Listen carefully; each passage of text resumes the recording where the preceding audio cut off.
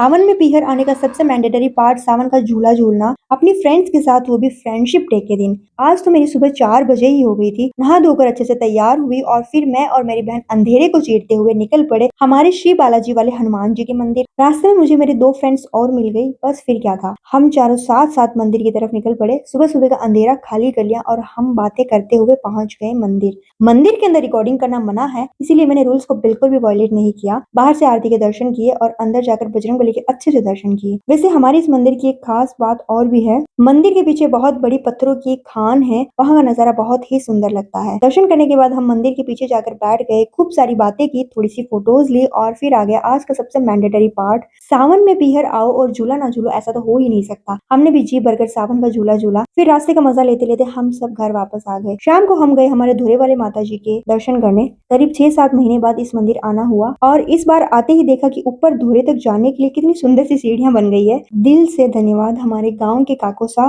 बाबू सा और उन सभी लोगों का जिन्होंने ये सीढ़ियां बनवाई है। क्योंकि जब मैं शादी के समय जोड़े की चाट लगाने आई थी ना, तब इतना भारी लहंगा, ज्वेलरी और गर्म रेत में बिना सीढ़ियों के ऊपर चढ़ना सच में बहुत मुश्किल टास्क था। लेकिन इस बार आराम से सीढ़ियां चढ़कर ऊपर पहुंची तो दिल खुश हो गया। फिर माता जी के दर्शन किए, करनी माता के दर्शन किए और सबसे अच्छी बात, हमें कोचरी माता ने भी दर्शन दिए। यहाँ ऐसी मान्यता है कि अगर कोचरी माता के दर्शन हो जाए ना, तो समझो माता जी ने खुद हमें दर्शन दे दिए हो। दर्शन करने के बाद हम धोरे पर बैठ गए, फ्रेंडशिप डे विश किया, ढेर सारी बातें की और बस उस पल को खुलकर जिया। इतने में हमारे घर की लेडीज भी वहां आ गई। अब इतनी अच्छी लोकेशन और पूरा मुझे हीरो थोड़ी ने सी लगा शरारत रहा ना सूझे, ऐसा तो हो ही नहीं सकता ना।